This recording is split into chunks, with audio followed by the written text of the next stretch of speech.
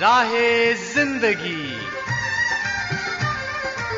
زندگی کے نشیب و فراز میں محبت کے احساس سے تازہ دم ہونے کے لیے پروگرام سنیے راہ زندگی۔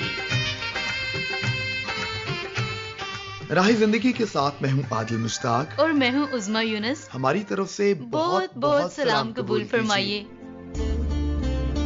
کہیے جناب، کیا حال چال ہیں، کیسے مزاج ہیں؟ امید کرتے ہیں کہ آپ سب لوگ خیریت سے ہوں گے اور کسی نہ کسی طور پر مشغول ہوں گے ان دنوں اس مہینے میں آزادی سیلیبریٹ کرنے کی۔ تو آزادی جو ہے وہ ایک بہت اچھی اور بڑی نعمت ہے، اور واقعی جو لوگ آزاد ہیں ان کو ہر وقت خدا تعالیٰ کی شکر گزاری کرنی چاہیے۔ لیکن کبھی کبھی عظمیٰ ایسے بھی ہوتا ہے کہ جب انسان کوئی جرم کر لیتا ہے تو پھر اس کو جیل میں جانا پڑتا ہے، اس کو قید خانے میں بھی جانا پڑتا ہے۔ تو قید کی جب بات ہوتی ہے تو قید خانے میں جو لوگ قید ہوتے ہیں اصل میں ان کو احساس ہوتا ہے کہ آزادی کیا ہے۔ تو قیدیوں کی بات ہے، جیلوں کی بات ہے، تو ایک اداریہ پڑھ رہا تھا ایک رسالے کا، تو وہاں پر میں نے پڑھا کہ جو باہر کے ممالک میں جن کو ترقی یافتہ ممالک کہا جاتا ہے، ان کے جو جیل خانے ہیں ان کو جیل خانے نہیں بلکہ کریکشن سینٹر یا اصلاحی مراکز کہا جاتا ہے، اور وہاں پر جو قیدی ہوتے ہیں ان کو خاص طور پر تعلیم و تربیت دی جاتی ہے تاکہ وہ دوبارہ ایسے کام جیسے وہ کر کے آئے ہیں نہ کر سکے۔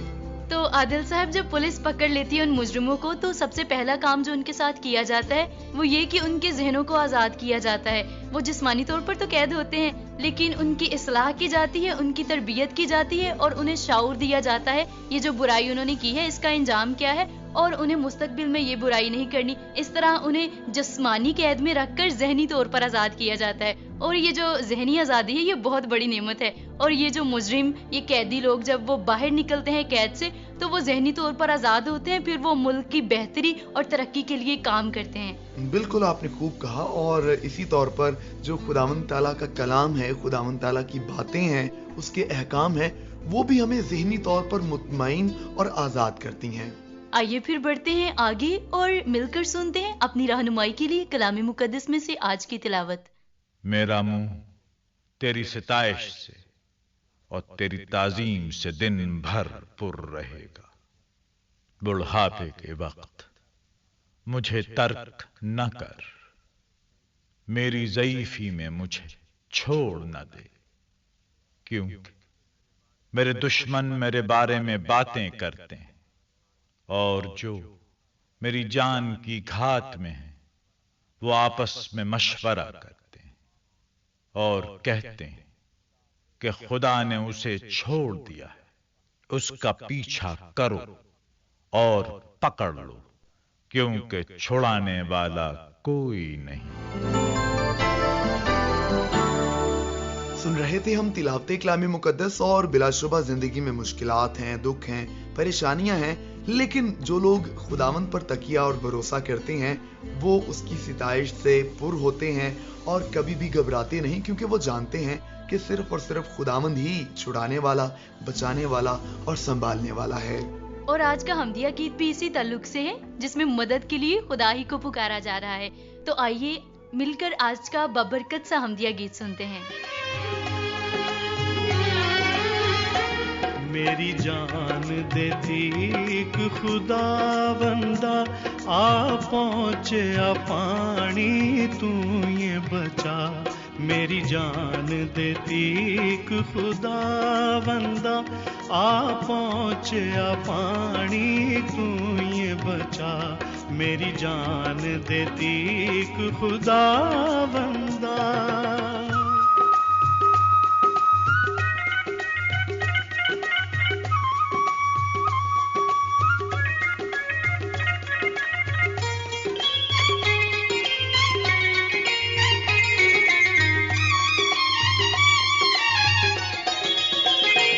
میں تسیاں ٹوئے تے چکڑ وچ،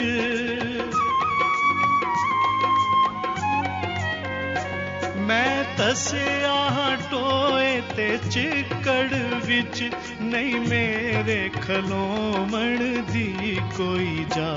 میری جان دیتی خدا بندہ، آ پہنچیا پانی تو یہ بچا۔ میری جان دیتی ایک خدا بندہ.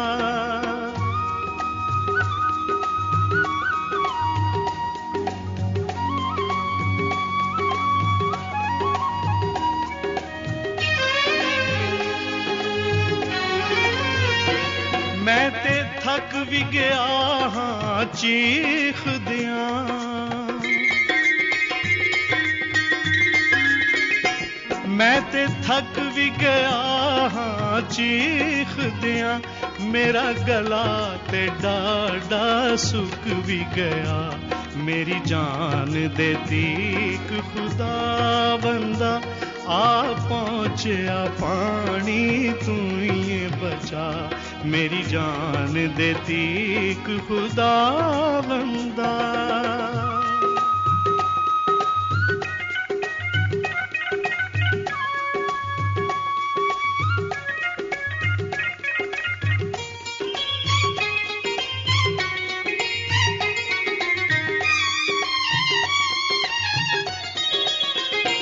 ایتھوں تیک اڈی کیا رب نو میں,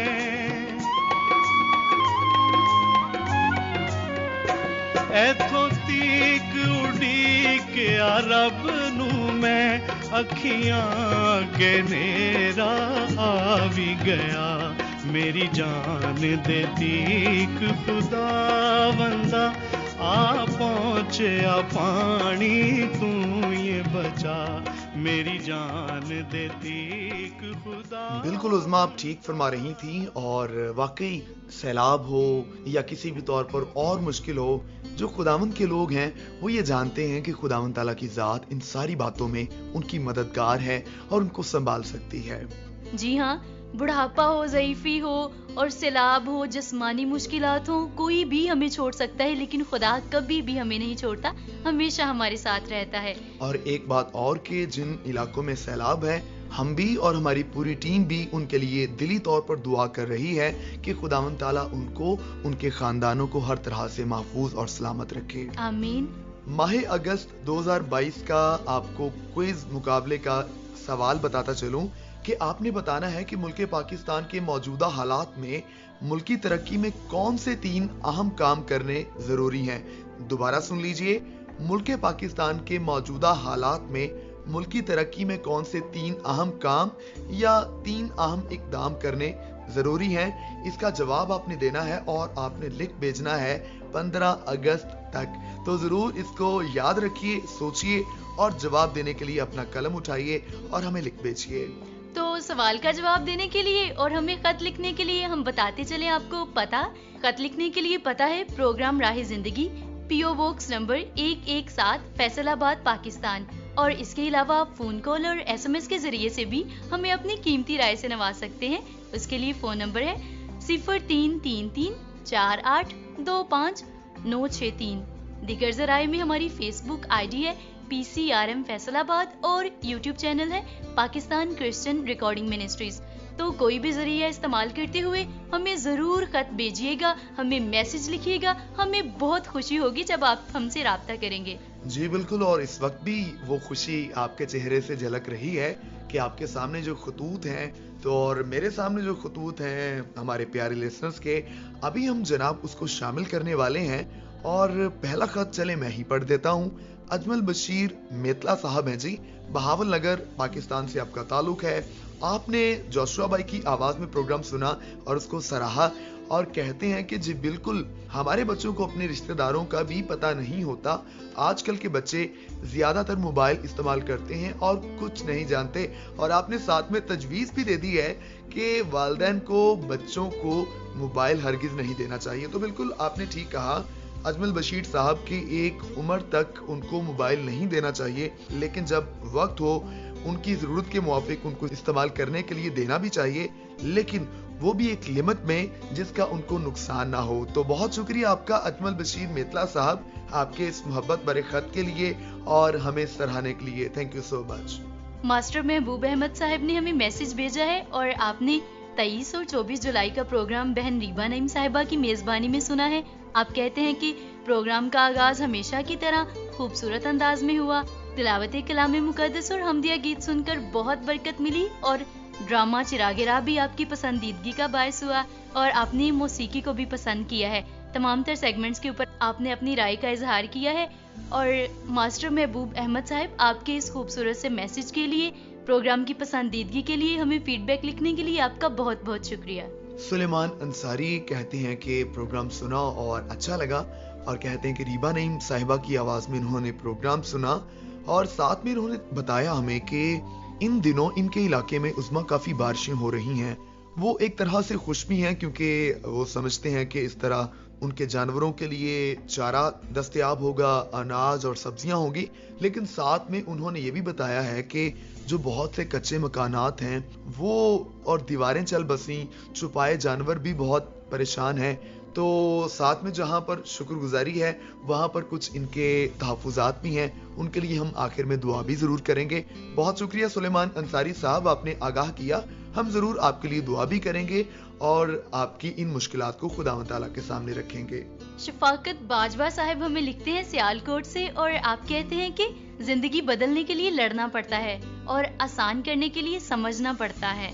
वक्त आपका है, चाहो तो सोना बना लो और चाहो तो सोने में गुजार दो। वाह, बहुत खूबसूरत बात कही आपने शफाकत बाजवा साहब। बेशक हमें जिंदगी मौके फराहम करती है और हमें उन्हें बेहतर तौर पर इस्तेमाल में लाना है, फिर ही हम उनसे फैज उठा सकेंगे, नहीं तो हम उन मौक़ों से महरूम रह जाएंगे, उनका अच्छा इस्तेमाल नहीं कर पाएंगे। तो ये खूबसूरत बात जो आपने लिखी, ये मैसेज जो आपने भेजा, इसके लिए आपका बहुत बहुत शुक्रिया। उज़्मा असद मुराद, आपको पता है कि हर दफा इनका नाम लिया जाता है प्रोग्राम में। जी हाँ, ये रेगुलरली सुनते भी हैं और मैसेज भी भेजते हैं। बिल्कुल, इन्होंने जोशुआ भाई की आवाज में प्रोग्राम सुना और कहते हैं कि जबरदस्त बयान आपने किया प्रोग्राम को, और कहते हैं कि जो बात आपने की है कि हमें अपनी गलतियों को तस्लीम करना जरूरी है। तो असद भाई, आज हम बात भी यही कर रहे हैं कि हमारी करेक्शन या हमारी आज़ादी या हमारी इस्लाह तब होती है जब हम पहले अपनी गलती को कबूल करते हैं। तो बहुत शुक्रिया, आपने भी अच्छा इजाफा किया। हम उम्मीद करते हैं कि आपकी ये मोहब्बत, खुलूस इसी तौर पर जारी रहेगा और आप हमेशा इस प्रोग्राम का हिस्सा रहेंगे।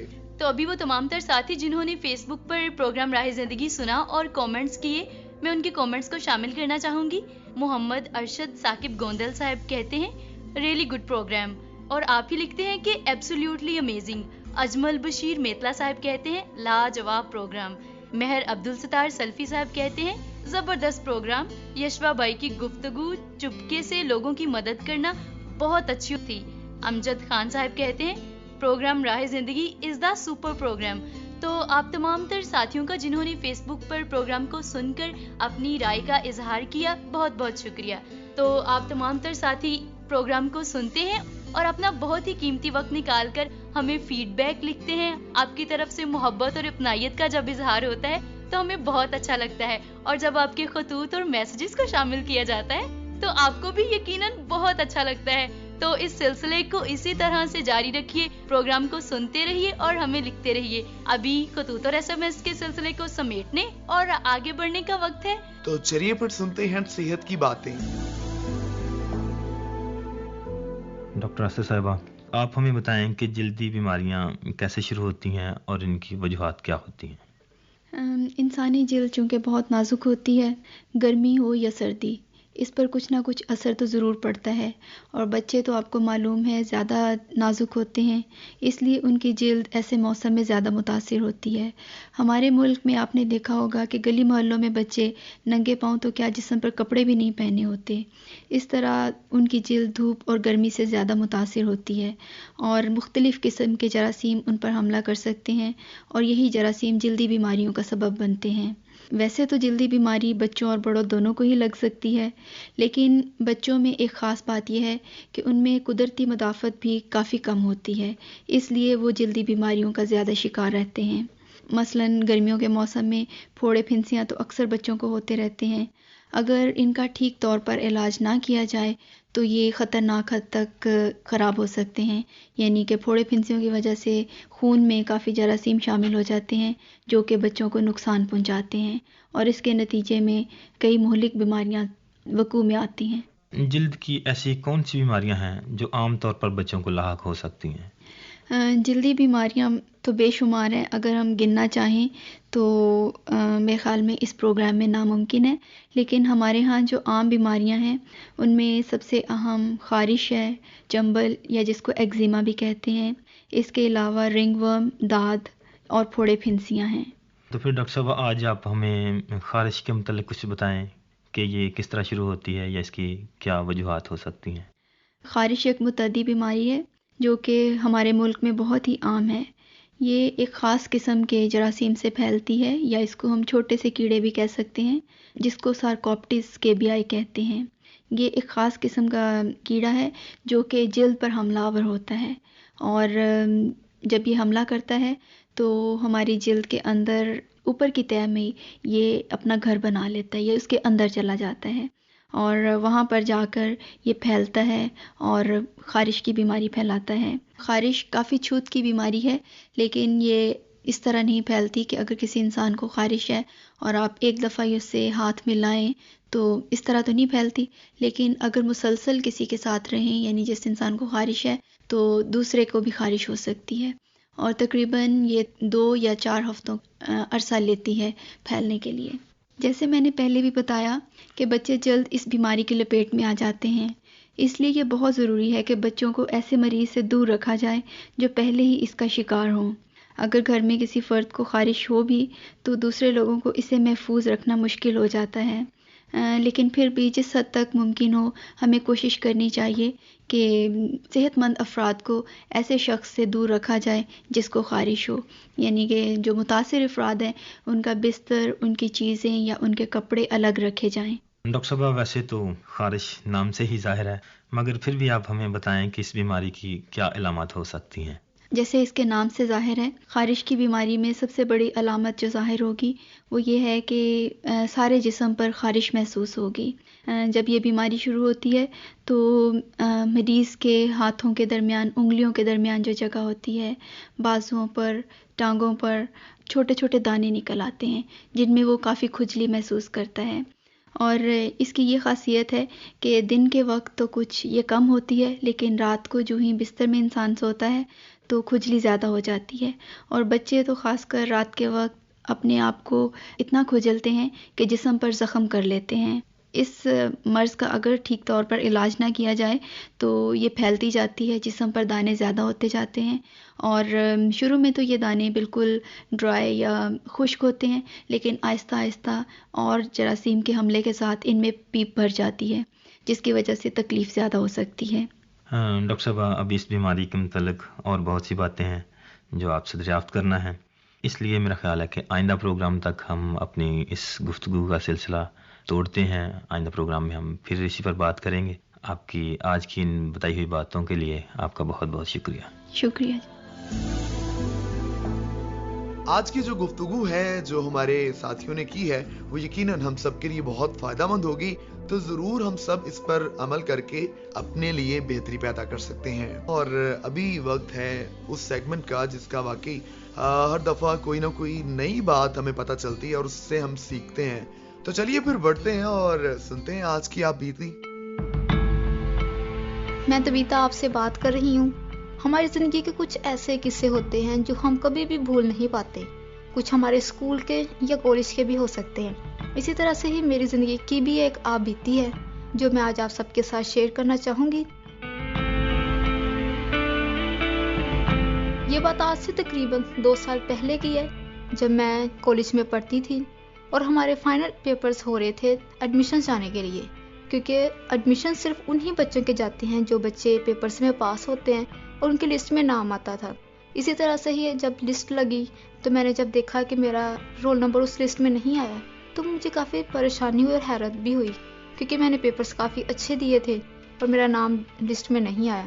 اس لسٹ کے بعد ہر کالج میں ہوتا ہے کہ وہ آپ کو آپ کے پیپرز جو ری چیکنگ کے لیے بھی دیتے ہیں۔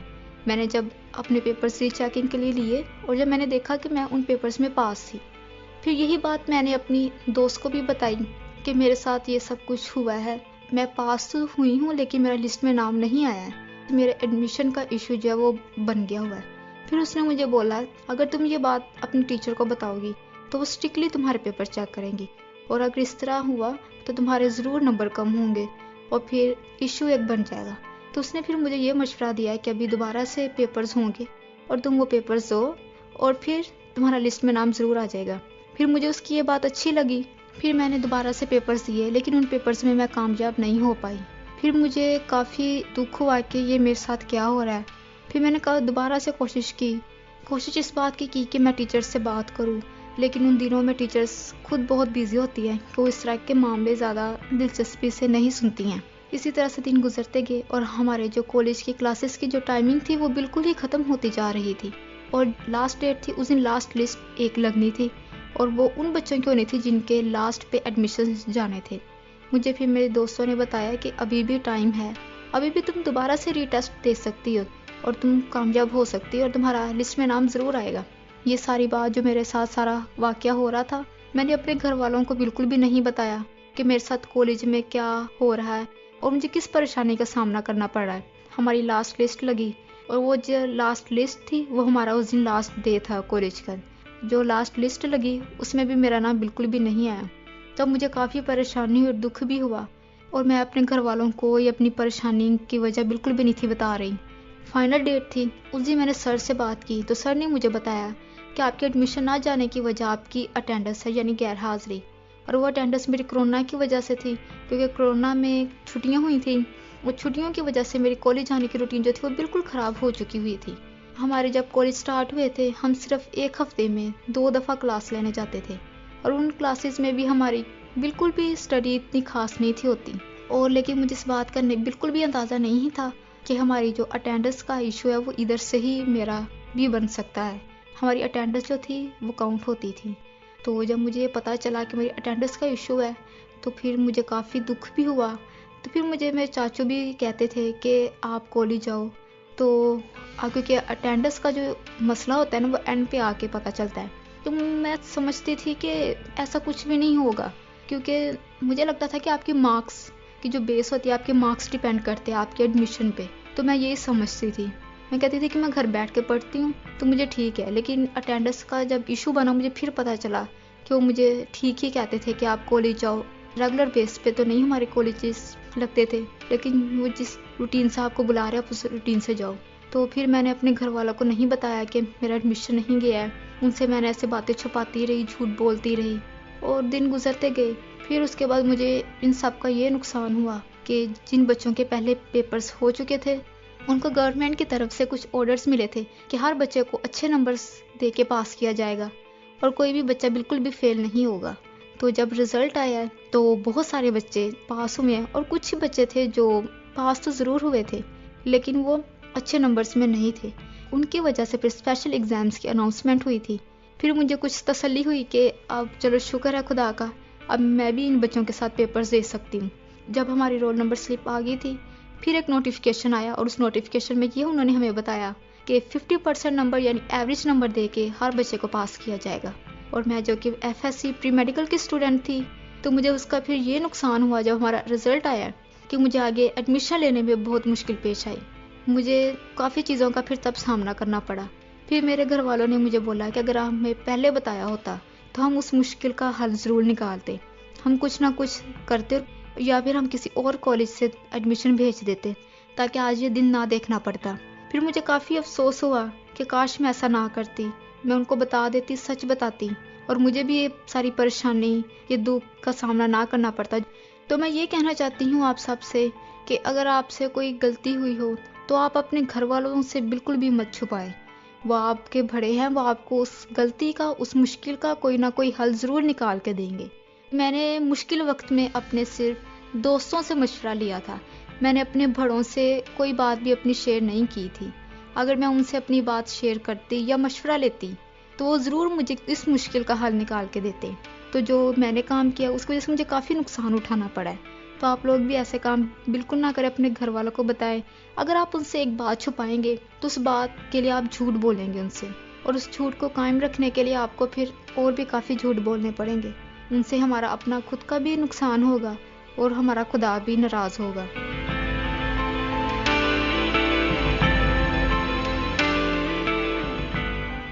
تو آج کی آپ بیتی بہت ہی سبق آموز تھی کہ ہمیں جو بھی مشکلات درپیش ہوں ہمیں اپنے والدین سے ضرور ان کا ذکر کرنا چاہیے تو بالکل عظما آپ نے ٹھیک کہا کہ ہمیں اپنی مشکلات کو اپنے بڑوں سے، اپنے والدین سے یا ان مخلص ساتھیوں سے ضرور شیئر کرنا چاہیے جو ہماری بھلائی چاہتے ہیں، اور سب سے جو اعلیٰ، سب سے مخلص ذات ہے وہ خدا تعالیٰ کی ہے۔ تو آئیے ہم خدا تعالیٰ کے حضور بھی جھکیں، اور میں آپ کو بتانا چاہتا ہوں کہ ہماری جو ساتھی پریزنٹر ہیں ریبا نعیم صاحبہ، گزشتہ دنوں میں ان کے والد صاحب خداوند تعالیٰ میں سو گئے، تو ان کے خاندان کے لیے بھی ہم تسلی اور تشفی کی دعا کریں گے۔ جی بالکل، تو آئیے پھر اپنے سروں کو خداوند کے حضور جھکاتے ہیں اور مل کر کرتے ہیں دعا۔ قادر مطلق آسمانی باپ، ہم بہت ہی عاجزی اور انکساری کے ساتھ آپ کی حضوری میں آتے ہیں، اور خداوند پاک خدا، ہم آپ کی حضوری میں التجا کرتے ہیں بہن ریبا نعیم کے لیے، ان کے خاندان کے لیے۔ خداوند ان کے خاندان کو اپنی تسلی عطا کر دیجیے، اور خداوند پاک خدا، ہم آپ سے التجا کرتے ہیں ہمارے ملک پر رحم فرما دیجیے اور فضل بخش دیجیے کہ ہم اپنے ملک کی بہتری اور ترقی میں کردار ادا کر سکیں۔